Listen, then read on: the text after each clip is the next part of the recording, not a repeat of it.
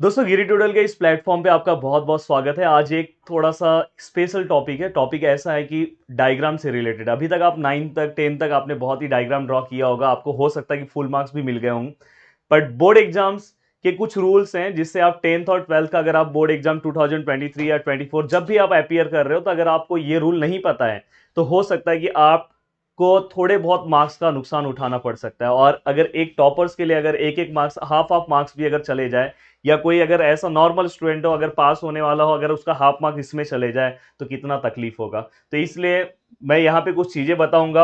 हो सकता है कि इसके पहले वो चीजों के बारे में आपको ना पता हो, पर यहाँ पे मैं सब कुछ बताऊंगा क्योंकि ऑलरेडी मैंने बहुत सारे सब्जेक्ट में आउट ऑफ मार्क्स स्कोर किए हैं। तो मुझे पता है कि कौन से सब्जेक्ट में अगर आपको आउट ऑफ करना है तो आपको डायग्राम में क्या करना चाहिए। मैं ये भी बताऊंगा आने वाले दिनों में, आप मुझसे कनेक्ट हो तो मैं आने वाले दिनों में एक लेक्चर ये भी लूंगा कि हमें आंसर्स कैसे लिखना है। मैं खुद बोर्ड का जो आंसर सीट है उसके ऊपर आंसर्स लिख के आपको दिखाऊंगा। तो आप बस प्यार और सपोर्ट दिखाते रहो, आपको बहुत कुछ मिलेगा।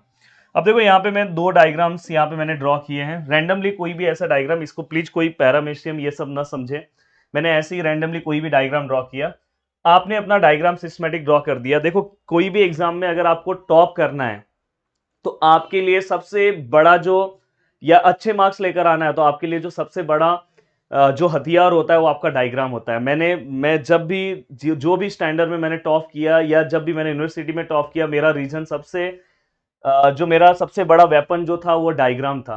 रीजन ये था कि आंसर्स सबके पास वही बुक है, सब लोग वही आंसर्स लिखेंगे, हम अपने आंसर्स में कैसे डायग्राम्स बनाएंगे, कैसे अपने आंसर्स को और अच्छा कर सकते हैं, ये सबसे अच्छा मतलब ये एक अलग हो जाता है कि हमारा आंसर कैसे बाकी लोगों से अलग हो। अब देखो डायग्राम ड्रॉ कर रहे हो तो उसमें भी बहुत सारी चीजें हैं। जिससे मैंने ये डायग्राम ड्रॉ किया, यहाँ पे बहुत सारे बच्चे ऐसा डायग्राम ड्रॉ कर देते हैं और डायग्राम ड्रॉ करके वो पूरा नेमिंग लिख देते हैं। बहुत सारे लोग डायग्राम ड्रॉ कर रहे हैं, एरो ऐसा ऐसा देते जाते हैं, कुछ ऐसे देते हैं, कुछ ऐसे करेंगे, यहाँ पे लिखेंगे, कुछ देखो इसका मन किया यहाँ पे लिखा।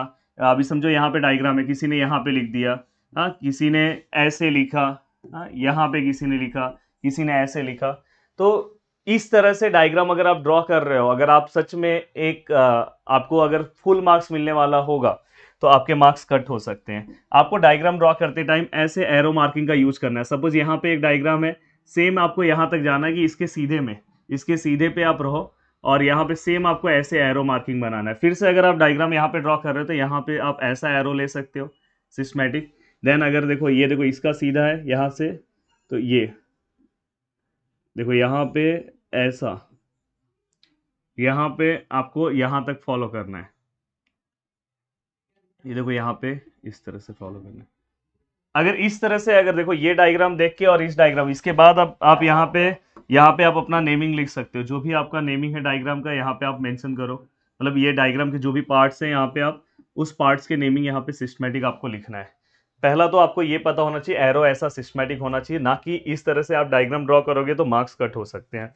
दूसरी चीज, अगर समझो एक डायग्राम में नेमिंग आजू बाजू में, तो आप जस्ट इसको क्या करो पता है, यहाँ पे आप एरो कर दो और इसको ऐसे लेके इसको इसी तरह से जाओ। ये सीक्वेंस आपका फॉलो होना चाहिए डायग्राम में। आप ऐसे ऐसे ऐसे ऐसे नेमिंग लिखोगे तो आपके मार्क्स भाई कट होते हैं। बोर्ड का ये सिस्टम होता है कि सिस्टमेटिक आपको दोनों ओर, एक पेपर प्रेजेंटेशन के लिए भी एक अच्छी चीज है कि दोनों ओर आपको सिस्टमेटिक नेमिंग मिल जाए। देन यहाँ पे, हाँ आपने पूरा का पूरा नेमिंग लिखा, सब कुछ आपने सिस्टमेटिक कर दिया। एक आउटलाइन देना बहुत इंपॉर्टेंट है, आपने यहाँ पे आउटलाइन भी दे दिया। एंड आउटलाइन देने के बाद ये डायग्राम किससे रिलेटेड है भाई यहाँ पे लिखना बहुत जरूरी है। अगर आप नहीं लिखोगे तो भी मार्क्स कट होगा। और कोशिश करना है कि डायग्राम ड्रॉ करने के लिए सिस्टमेटिक अपना पेंसिल जो है वो बहुत ही डार्क हो। ऐसा नहीं कि ऐसा डायग्राम ड्रॉ करो 2 दिन के बाद वो रफ होने लगे। तो अच्छे से इस तरह से आपको कुछ चीज़ों का ध्यान रखना है।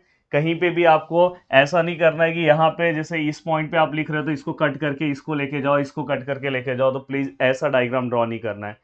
मैं उम्मीद करता हूँ कि आपको डायग्राम के बारे में बहुत सारी चीज़ें पता चल गई है। तो आपका डायग्राम सिस्टमेटिक ऐसा होना चाहिए, ऐसा एरो होना चाहिए, एक ही लाइन में होना चाहिए, ऐसे ऊपर नीचे नहीं जाना चाहिए। अगर कहीं पे ऐसा है तो ऐसा क्रॉस करके एरो बना लो और नीचे एक प्रॉपर नेमिंग आना चाहिए। और सिस्टमेटिक एरो एक ही लाइन में होना चाहिए, दिखाई दे रहा है, या तो इस साइड बनाओ या तो उस साइड बनाओ। तो सब चीज़ें सिस्टमेटिक समझ में आ गई। वीडियो को देखने के लिए दिल से थैंक्स। ऐसे ही अगर आप चाहते हो कि सर और भी हमें बहुत सारी चीज़ें बोर्ड एग्जाम्स के बताओ, इवन कंस्ट्रक्शन के कुछ रूल्स होते हैं जो बेसिक रूल बहुत सारे लोगों को नहीं पता है, उससे भी आपके मार्क्स जा सकते हैं। तो वीडियो को देखने के लिए दिल से thanks. Thank you so much दोस्तों। जय हिंद दोस्तों।